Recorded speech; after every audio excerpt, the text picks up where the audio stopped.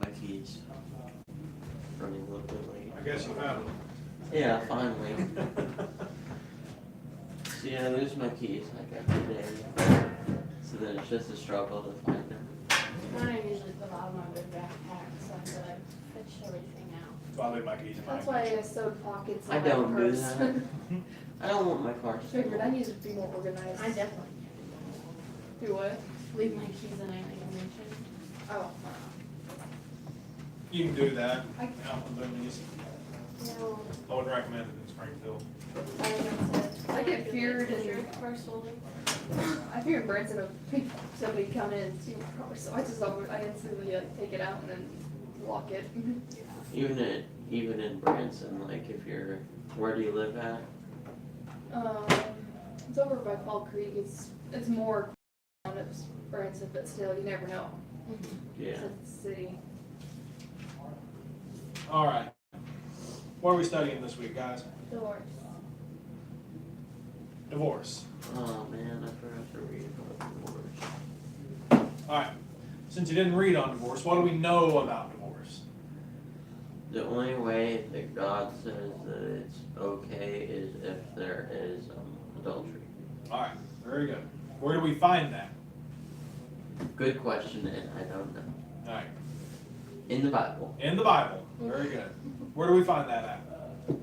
If you want to talk to somebody about divorce and why you're allowed to divorce, where would you go? Was it Romans one of them? No. Oh, it's not. Romans talks about how, well, technically, Romans 7 talks about how whenever our spouse dies, we're no longer bound to that spouse. So, technically, that's talking about death instead of divorce as a release from marriage. I want to say it's somewhere in 1 Corinthians. But 1 Corinthians 7 is talking about marriage. It's in Matthew. I want you guys to burn this into your memories. You don't have to memorize the passages because I'm bad at memorizing passages, but memorize that divorce is best found in Matthew 19.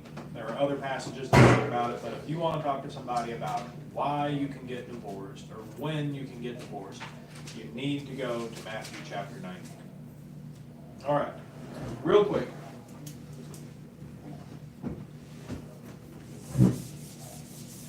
Who's the head of the family unit? It's a man. God.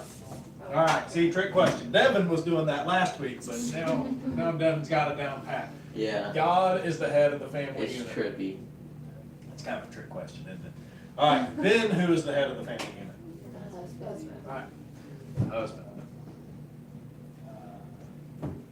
Then who? And the wife. All right, then the wife. I put her out to the side for ease of my chart thing. Then who? Kids. Kids. If you have kids, kids go down here. Where are you guys on that scale right now? Kids, right? I'm up here. It's nerve-wracking being up here. Well, you're at both husband and kids.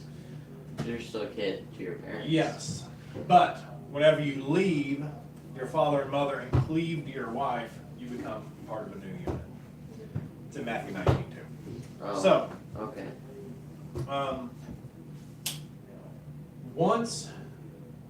Let's back up. Who do you have a choice in entering into a relationship with?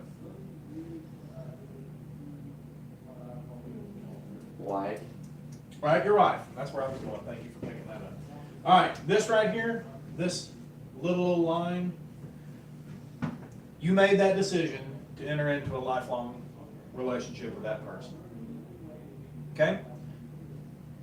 Notice, this line right here is the same, means the exact same thing. Whenever you enter into a relationship with God, I should actually put a loop here. Because the wife enters into a relationship with God as well. The kids are under God too. You enter into a relationship with God by your own free will. Whenever you become a Christian, you make that decision to make a lifelong commitment to be a follower of Him, to be a servant of God. You make the same lifelong commitment whenever you join someone in marriage as a spouse. You choose to enter into that relationship. Kids, you don't always get a choice in kids. Did anybody get asked by their parents, hey, do you want to be born? No, they didn't consult you. Parents, nowadays they kind of do, but in the olden days, they had no say-so really on when they had kids. It's just a natural product of the marriage relationship between the husband and the wife, is that kids usually result from it, unless there's something wrong. In the Old Testament, Sarah couldn't have kids because she was barren. Rebecca couldn't have kids because she was barren. But unless there's something wrong with one person or the other, kids are a natural result that just inevitably happen with being in a marriage relationship. Now, should we ever break that bond that we have made to God? No. If we take out God, does this unit function? No. Not near to the degree that it should, right? It's still possible to have a decent marriage and raise up kids that become productive citizens of their country and are respectful to their parents without God. But it's in spite of the fact that they're doing it without God, not because they're doing it without God. Does that make sense? So, if you take out that relationship with God, things don't function quite like they should. It can still technically function, it just does not function nearly the way that it should. Now, should we ever break this relationship bond with God? No. No. Okay, should we ever break this relationship bond with our wives? Maybe. All right, I mean, Maybe. maybe, but maybe. When does God break off that bond with us? See, we tend to think of that as a one-way street. We can choose to no longer be in a relationship with God. But the Old Testament, you had God, you had Israel, and then Israel would try to go to a pagan god. But they almost always tried to keep their relationship with God going too. They were just getting some side action with an idol. Okay? They would try to say that they were still in a good relationship with God while serving multiple people. The same way that sometimes a husband might try to keep his relationship going with a wife and have a mistress over here. Okay? This is a pretty good parallel to this. When God would break that bond with Israel is at the point where they were no longer faithful to him. Not just a one-time deal, but a consistent, unrepentant, spiritual adultery with a pagan god. In the same way, if this husband is continually going off to this mistress, he will not stop, he is not repentant of it, he shows no sign of ever honoring this bond with his wife the way he's supposed to because he continues to commit adultery with this mistress, yeah, you can totally erase that bond according to God. Because God himself did it under the right circumstances back in the Old Testament, kind of as a foreshadowing and a representation that we could understand. So, all right. That should not happen. I want you guys to understand this. Now I'm going to ask you this, and I want you to understand.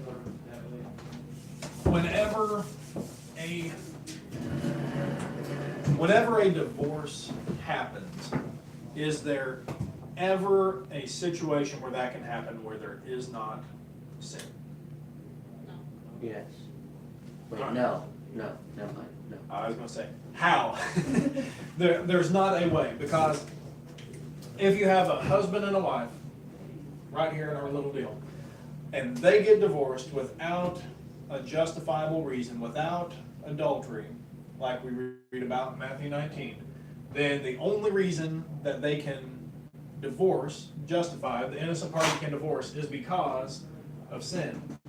Because the spouse that committed adultery sinned against God and their wife by committing that adultery. Now, if you divorce for a reason other than adultery, what are you doing by doing that? Sinning, right? We find that in Matthew 19 too. So no matter which way there's sin, if you're justified or not, there's still sin. There is never a situation where divorce occurs without sin taking place. That is why the Bible says that God hates divorce. It is either the recognition of a failed relationship and sin occurring, or it is sin in and of itself. So we need to take divorce very, very, very seriously and recognize that these little lines in this little chart thing represent a lifelong commitment. And that lifelong commitment can only be broken by adultery, by a forsaking of that bond. So let's go to Matthew 19.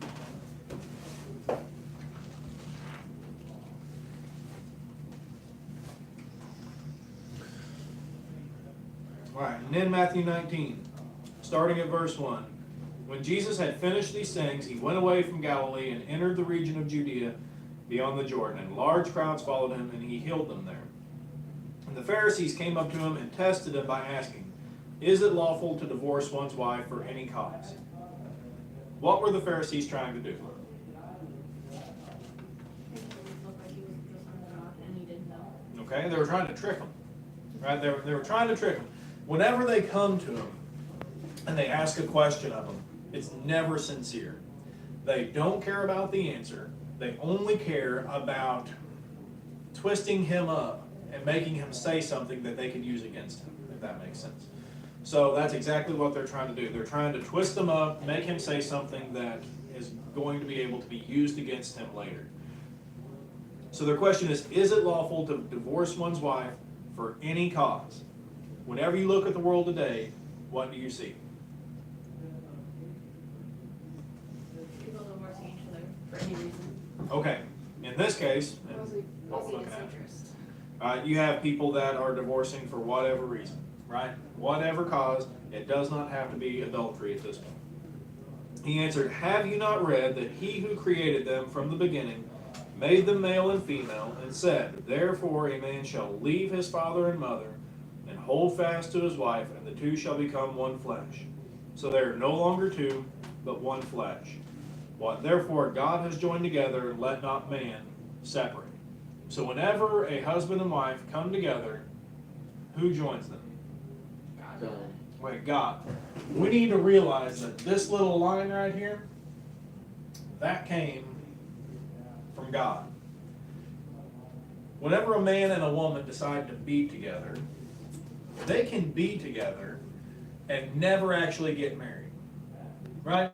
We see, I worked with a guy that had been living with his girlfriend for like 10 years.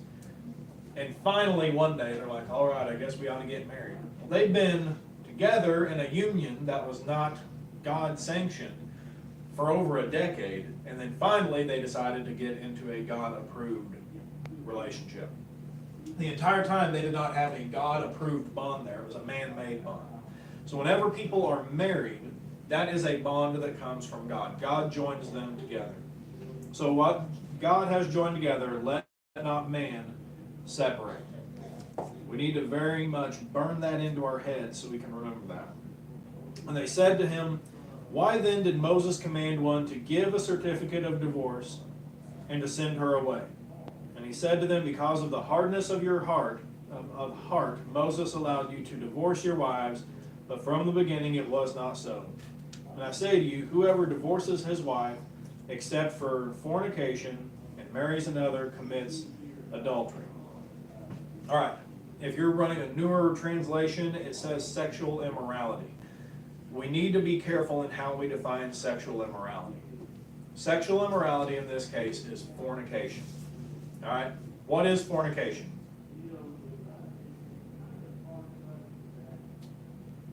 How do we define fornication? Because if this is the only reason that you can get divorced, you need to know what that word means. Is that having sexual relations with someone who you're not married to? Yes, okay, all it is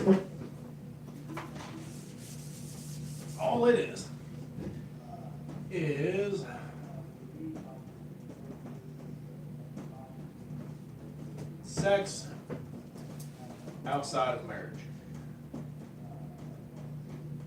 Now, this is the most broad and general term for unapproved intercourse that we have.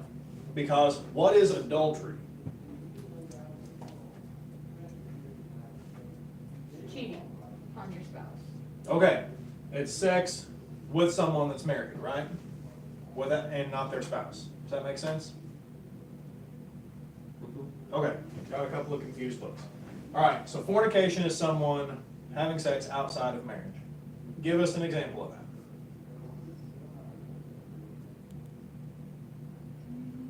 Don't have to name names. Like as in couples, or? All right, just a boyfriend and a girlfriend, right? They're not married, but they still have sex. That's fornication. Adultery is someone that is married having sex with someone that's not their wife or husband. Okay? It is also fornication, but it's a more specific form of it.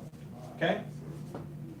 So, whenever we see that fornication or sexual immorality, we need to define sexual immorality as fornication.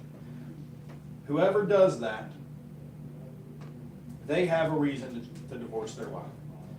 Whoever divorces his wife, except, that word except, you need to underline it, like highlight it, put a circle around it, draw some stars with lines to it or something. Because that except is the only exception to the rule. The only exception to the rule. If I tell you that there is one exception to a rule, are you going to... No, that's terribly phrased. Let's just look at it this way. If there is one exception to the rule, that means there is not a single other exception. Okay? There is not a single other exception to divorce, making someone commit adultery, except fornication. What this will lead to is a jumbled up mess. A jumbled up mess. Let me show you what it can look like sometimes. This is what happens whenever people abandon the pattern of God and start doing their own thing. You have a man, A, with woman B. This is marriage, okay? Little hashtag is, or little line is marriage. They get divorced. For not the right reasons. There was no fornication, they just got married early and drifted apart and decided they didn't want to be together.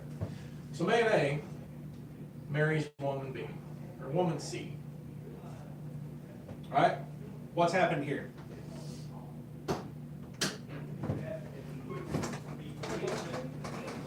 Alright. This is adultery. Did this guy right here have a reason to be able to divorce his wife? No. No. Alright. What does Jesus say that this marriage is then? Adultery. Right? That's sin. The woman B, she doesn't like being lonely, so she marries man D. What's that now? Adultery. Still adultery, right?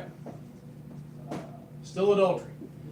So something happens there and they both get divorced again, and man A marries woman E. This gal marries man F. What happened there? Still adultery, right? Still adultery. These guys now have 5 total marriages as a collective between themselves and 2 other spouses each. And 4 of them have been adulterous relationships where God did not sanction that marriage. Now, let's say this guy becomes a Christian. He's still married here to woman, is that E or F? E. Woman E. He becomes a Christian. What does the Bible teach him about his marriage? It's wrong. It's wrong. So now, you have a guy that has become a Christian that's living in sin. Jesus goes on to teach. Let's go on and read what he says. At this point, wouldn't his wife have committed adultery? So then, Let's go back and look at the specific wording. That's a really good question. Whoever divorces his wife except for fornication and marries another commits adultery. What we need to look at is the reasoning. All right, they were divorced for what reason?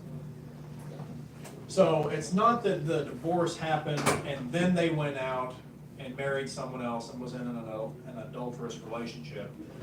It's the reasoning for the divorce at the time it happens. Does that make sense? Because if you go back up and look, whoever divorces his wife for fornication does not commit adultery. That's another way we can read that. If you divorce your wife for any other reason and marry another, you commit adultery. Does that make sense? Okay. So now, you have a guy living in an adulterous relationship that becomes a Christian, and he's being told that he's living in sin. What needs to happen for him to be obedient to God? break ties. Just go back to his first one. Yeah. All right, there you go. She is still married to man F in this case. She's still married to man F. He can't go back to her unless she's willing to come back to him. And that happens almost never. Like, it's in the realm of possibility, but it almost never happens. So what he's got to do, snuff out that one, repent of that, and live single forever. And that's rough. That's rough. But let's look at why. Verse 10, the disciples said to him, if such is the case of a man with his wife, it's better not to marry. These are the followers of Christ. These are his personal disciples, the people that were learning from Jesus in the flesh. And whenever he taught them this, they said, it's just better not to get married if what you're saying is true. All right, if we are going to be that pinned down, that tangled up with another person in our lives, that committed to someone, it's just better not to enter into that commitment. But look at what he says. Not everyone can receive this saying, but only those to whom it is given. For there are eunuchs who have been so from birth. Let's stop and ask ourselves, what's a eunuch? Don't know? Don't know? Didn't they practice celibacy? For a reason. They were celibate, but why? Depends. Eunuchs were impotent. They were not capable of sexual acts. This is the case. If I am a king and I have my wife that is a queen and I want her protected, but I don't want her tempted by my big hulking bodyguard, what I would do is take someone that I trusted a great deal, castrate them, and then have them serve as a eunuch. Because when they were castrated, there wouldn't be a chance of them sexually interacting with my queen. So in this case, Jesus is saying some people are born eunuchs. In other words, they were born incapable of sexual interaction. So going on, eunuchs who have been so from birth, there are eunuchs who have been made eunuchs by men. All right, the Ethiopian eunuch in Acts chapter 8. He was a trusted person that had been made a eunuch by the king of his kingdom. All right, that was a pretty common practice for that to happen. And there are eunuchs who have made themselves eunuchs for the sake of the kingdom of heaven. Let the one who is able to receive this receive it. We're not talking about literally making themselves a eunuch for the kingdom of heaven. We're talking about refraining from sexual interactions for the kingdom of heaven, for God. So if you find yourself in a situation where you're in an adulterous marriage, you can't return back to your former spouse because she doesn't want to and she's married to someone else living in sin herself, you have no option but to be a eunuch, a figurative eunuch, for the rest of your life. Now that's hard. And a lot of people will balk at that and be like, God wouldn't want me to be miserable. God would want me to be happy, and I can't be happy if I'm not married. Well, ask yourself if God's willing to compromise his teachings and his views and his justice for you. And the answer is every time going to be a no. No matter what the situation is, God isn't going to compromise his values and his sense of justice for you to be happy. So what you need to do is be a Christian. Christ, do you know how old Christ was whenever he died on the cross? Wasn't it 30 something? Fine. 33. 33. He started whenever he was 30, and I'm 30. Started when he was 30, worked for 3 years in his ministry, and then died. And he died single. He died single. He wasn't married. We have no indication of Jesus being married. He had bigger fish to fry than to care for a family. If Jesus could be single for the entire duration of his life, let's be very conservative and just look at him as an 18-year-old to 33. That's 15 years of being celibate.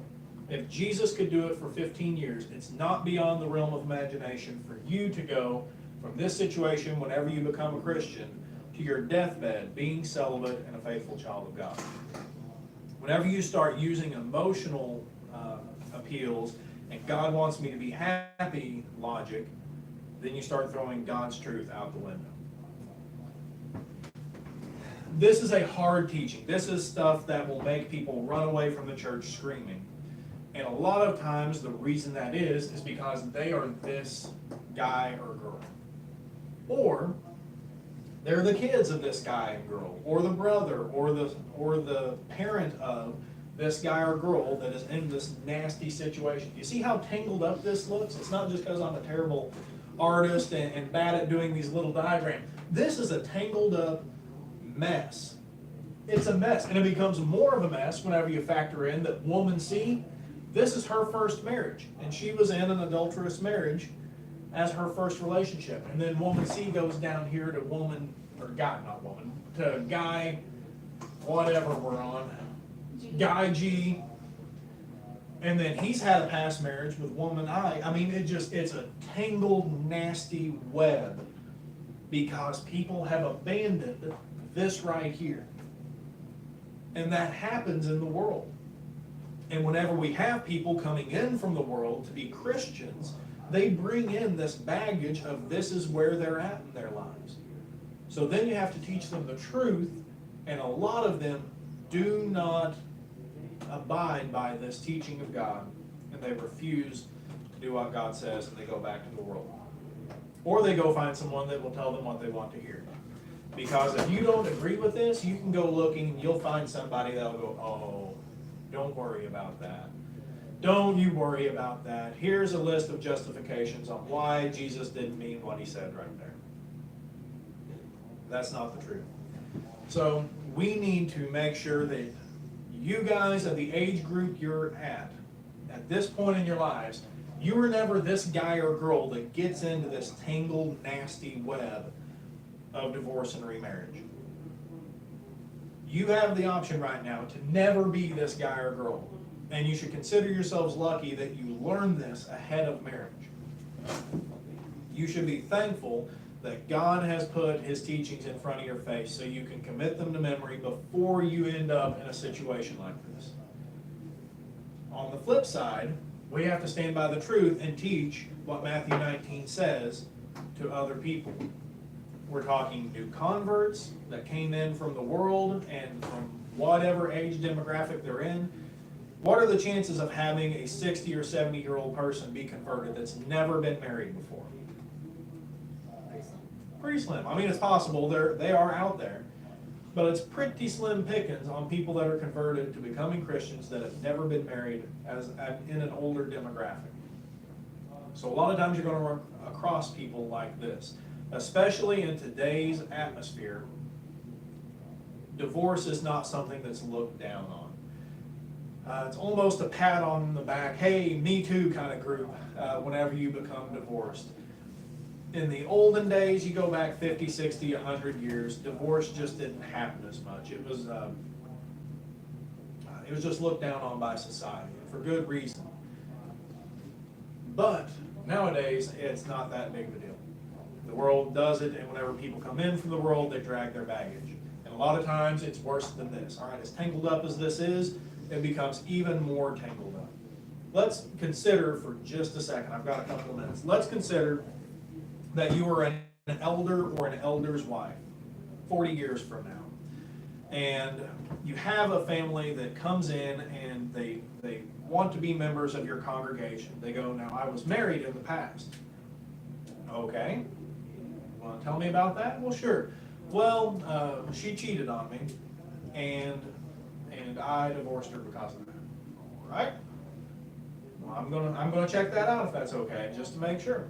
Yeah, go ahead. So you end up talking to his former spouse if they're nice enough to talk to you, and they go, oh no, he cheated on me. All right, I cheated on him, but it was because he cheated on me, and that's why I divorced him. So now you have two conflicting stories. They might even both be Christians, and you have no idea whether or not they were justified or not. So you aren't sure whether or not they're in good standing with God. And you can be put in awkward situations as an elder, as a class teacher, as just a friend and a Christian in general to this person because of the nasty tangled up web of divorce and remarriage. So just be aware of how serious this is. We're going to talk about some specific scenarios that people try to make, that they try to make another exception to the rule. But let me ask you this. If I said, Anna, go bring every songbook in out of the auditorium except one, would you leave 15 out there? No. Because if I say, go bring every songbook in except one in my pew, that excludes all the others from being left out there, right? So whenever Jesus says, whoever divorces his wife except for fornication, that excludes all other reasoning. That excludes all other reasoning. I do not have enough time. I'm going to try to pack this in. All right. One of the most common justifications someone tries to make. You've got this man. Man A. He's married to woman A. I'm going to get simpler with my letters. They get divorced for a wrong reason. He marries woman B. He becomes a Christian after that. What happened here? Adultery. All right, he's committed adultery at this point because of this. I should have been a little more specific. This guy is living in an adulterous relationship with this woman right here because he got divorced for the wrong reason, right? A reason that Jesus did not give. He gave one exception. This is not that exception. But now he's become a Christian. What some people will say happens is that this adultery that Jesus is talking about is a one-time deal, and whenever you become a Christian, it washes away that sin, and this relationship is now God-approved. What's wrong with that? Is there anything wrong with that? Well, like you were saying earlier, it's like at the time of the divorce, it wasn't justified. So it doesn't matter if later down the road he became a Christian, like that's still wrong. Right. All right. This is a terrible for instance. Wives and husbands are not property, but this is the easiest one that I can come up with. Dude steals a car when he's a gangbanger. He's young and he's dumb and he's not a Christian, so he steals a car. And he loves that car. It's the best car ever, right? It's whatever your favorite car is. It's a Mustang or a Corvette or a Camaro, and it sounds awesome, and it's got a sound system that just shatters windows as it goes by, and it's got shiny chrome rims. He just loves that car more than his own family. But then, Dude becomes a Christian. Can he still ride around in that smoking hot, bass booming Camaro or Mustang or Corvette that he stole from before? No. Well, why? It's still technically stolen. All right, see, it's still a sin. He's still in possession of something that is not his, that he stole. What must you do whenever you become a Christian? You have to repent. You have to repent. Whenever you become a Christian, you repent of that old way of life. You don't have to go through and list out every single thing in existence that you've ever done wrong and say, I'm never going to do these specific things again. But you repent of your old sinful lifestyle. And then you become a Christian. Now, whenever you become a Christian and you realize that you are still in possession of something that was acquired by sinful means, by theft, and that it's no longer yours, and you are personally benefiting from a wrong action that you committed before, can you just say, well, I'm never going to steal anything again, and call that repenting and ride around in your awesome car? No, because it's still somebody else's car. In this case, woman B has married another woman's husband. Let's go back. I'm never going to find this on time. Borrowing your thing. I did not write this down. Let me in. Milcah in the word search. It's in 1 Samuel, I think.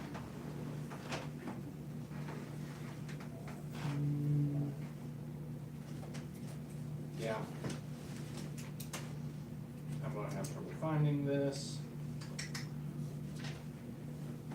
Maybe. Alright.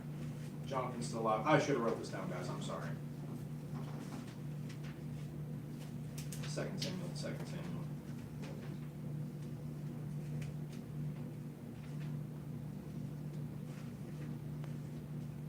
Anybody named David's wives?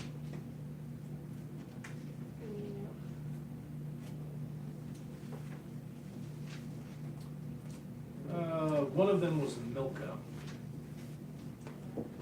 Michal, sorry. All right, here it is. 2 Samuel 6. Nope, I'm in the wrong spot. She's already back. Where does she come back?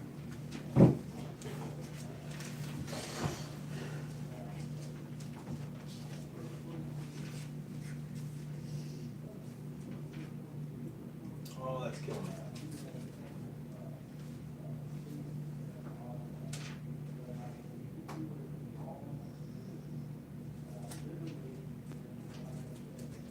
Abigail is one of his wives. It's a very interesting story you guys should read sometime.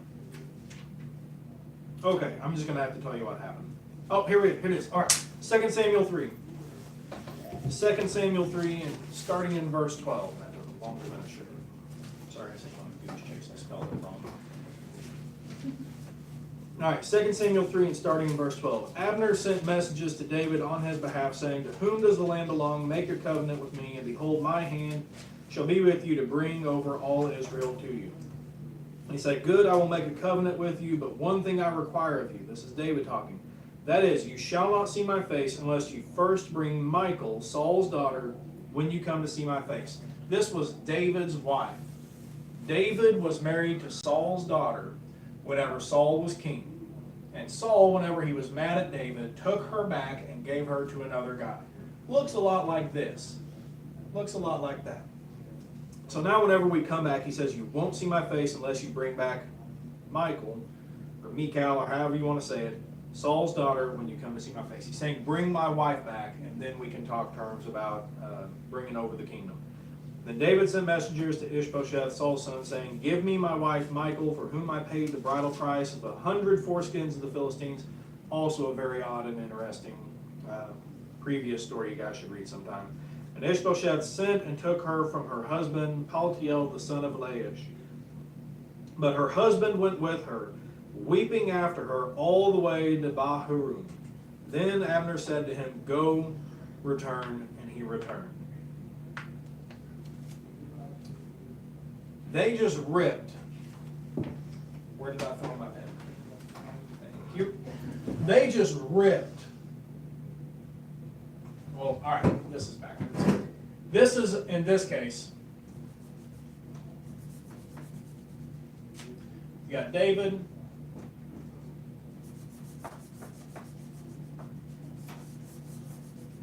You got Michal. They're married. That has been ripped apart by Saul, the king, and sent to live with this other dude. I can't remember his name without turning around. David wants his wife back because he did not send her away. There was no adultery committed. He has other wives at this point, but he wants the wife that is his back because they entered into a lifelong relationship together. This dude is married to Michal, and he follows her. Look at what it says. He went with her, weeping after her all the way to Bahrain. Weeping after her on a long trip because she was being taken away from him. He probably didn't know anything about this. Even if he did, he wasn't around to have a say-so on what happened. He just had his wife, and he loved her, or else he wouldn't have chased her and cried after her. But it was still the right thing to do because they were still married. They were still married. She had been living in adultery with this guy back here because she had never stopped being married to David. We can see that it's appropriate to do the right thing. It's always appropriate to do the right thing, even whenever it hurts. This guy was crying, and I can't imagine how emotionally traumatizing it would be to have my wife ripped out of my life and to go live with a guy that she should have been with the whole time. I mean, that would just be traumatizing on a scale that's almost incomprehensible. But it was still right. He was still in the wrong the whole time, even though it tore him up when his wife got sent back. So whenever we look at marriage and then divorce and remarriage, just because the truth is hard doesn't change that it's the truth. Just because what God says to do isn't what the world does doesn't mean that it's not still the right thing to do. And we have to stand by that standard. No one else is going to stand by that standard but us. Does anybody have any questions? Yeah, go ahead. Okay. I wanted to ask about dude over there. Yes. But this really stinks for dude. So dude is sinned because he's married Michal, correct? Mhm. And so how does he get rid of that sin? Because if he's already married and then she goes back, isn't dude still with her? Dude was in adultery the whole time. If that Okay, makes sense. so She was not a legitimate wife the entire time. so how does dude fix that to where he Is there is a able guy- to marry somebody else? Is he not able to? He is. Okay, so Okay, he can he get is. married and it'd be So- fine. Okay, so All right. This is a God-approved marriage, right? Yeah. Because they were neither one married. She was ripped away. They are in adultery from the get-go, right? Mhm. According to the teaching of Jesus. This is not a God-approved marriage. okay, The, so the teaching back here in Matthew 9, Jesus teaches about how don't let man separate what God has put together, right? Whenever the marriage happens, it's not these two people being together that makes that happen. It's God's approval of that bond. Does that make sense? So whenever God joined these two together, she was still married to him. God's not going to join another dude to someone that's already joined to another man. Does that Okay. make sense? Yeah. so in that case, if dude goes and he marries somebody else, that's okay. If he repented of his past sins. Okay, of being in that adult. Yes. Okay. That make sense? Yeah, because I'm worried. It's like now, dude. Yeah, without- dude could have been a eunuch, figuratively speaking, for life because of that, yes. Yes, one more. Yeah, just a quick question now. So, how do you know if it's the God-approved marriage, since like the weddings are what man holds? It's just a ceremony, it's just a cultural deal. Whenever Isaac got Rebekah as a wife, she rode across a field on a camel, he took her into his mother's tent, and they became husband and wife. There wasn't a preacher there and a crowd of people, that was their cultural practice, that everyone knew that means that they were married. If you are single, never been married before, marrying someone that's single, never been married before, or their spouse has died, or what other reason, they're free and clear for marrying. You go through whatever cultural practices are appropriate if you're in a God-approved marriage. If you have the intention of entering into that, you go through the the culturally approved practices, you're good to go. Okay? God's not going to sit there and be like, these people went to a justice of the peace instead of having a big old wedding, so I'm not going to join them together. That's not how it works. All right, we'll talk more about this next week, guys.